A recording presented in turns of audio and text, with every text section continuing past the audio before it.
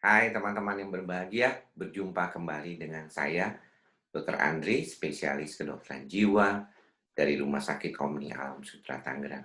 Di kesempatan hari ini, saya ingin sedikit berbincang mengenai salah satu pertanyaan yang cukup sering ditemukan di dalam praktek sehari-hari, ataupun di berbagai komentar media sosial maupun YouTube channel saya ini, yaitu mengapa orang yang mengalami gejala gangguan kecemasan ataupun sudah didiagnosis gangguan kecemasan, baik gangguan cemas menyeluruh atau gangguan cemas panik, sering mengalami kelelahan.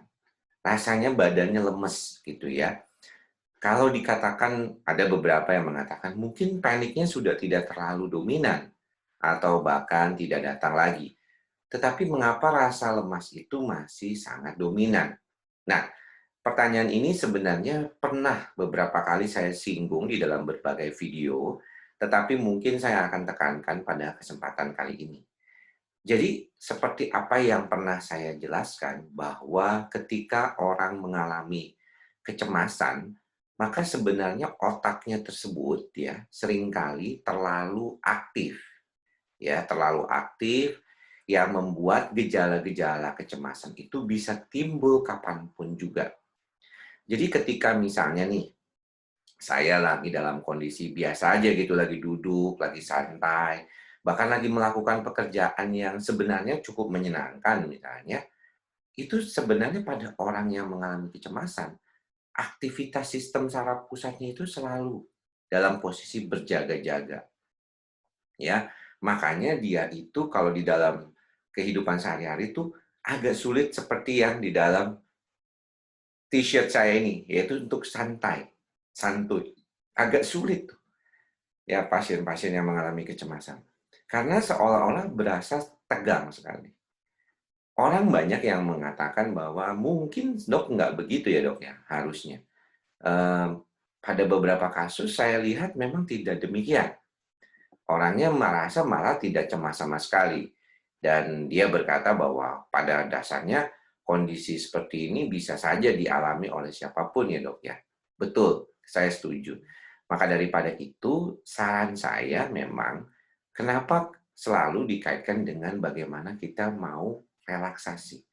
Jadi kalau misalnya orang yang sedang dalam keadaan gangguan kecemasan, dia harus meniatkan dirinya benar-benar untuk melakukan relaksasi.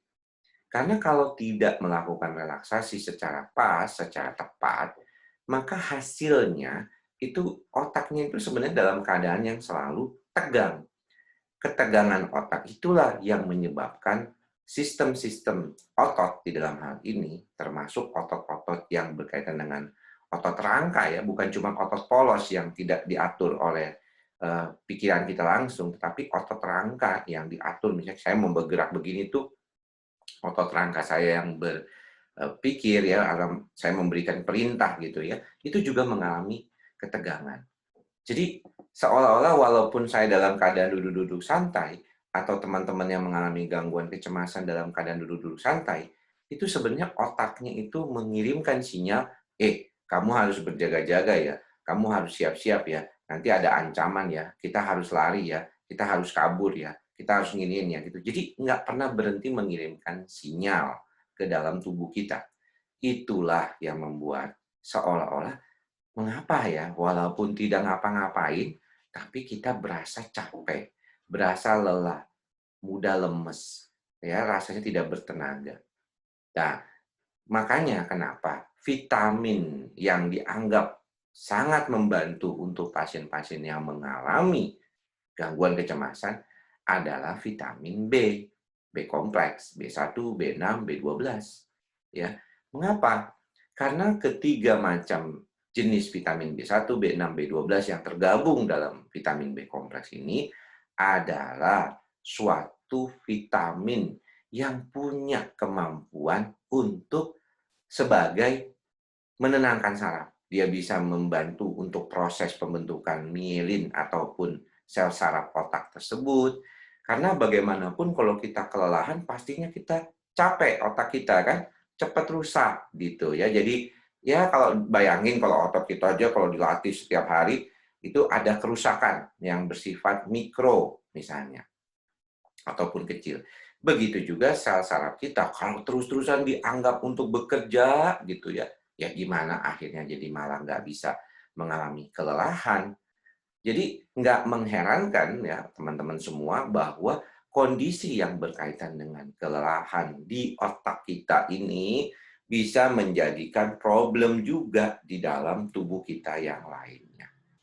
Nah, selain daripada vitamin, juga harus mulai cara cara relaksasi yang perlu diperhatikan ya oleh teman-teman semua. Teman-teman semua bisa melakukan relaksasi dengan duduk diam seperti ini ya, duduk diam, memejamkan matanya, dan memperhatikan nafasnya. Kebetulan nih, hari ini lagi hujan ya, rintik-rintik di depan.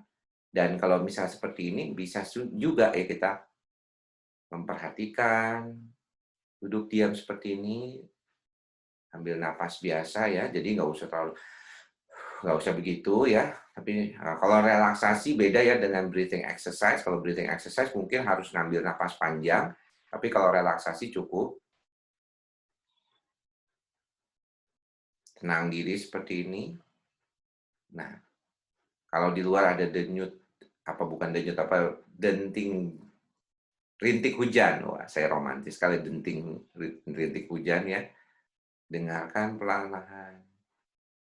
Ya, fokuskan pada denting rintik hujan tersebut. Atau teman-teman bisa mendownload tuh ya musik yang berkaitan dengan rain drops ya, istilahnya dengan denyut, bukan denyut lagi, saya selalu ngomong denyut ya. Apa itu namanya? Rintik hujan ya jadinya.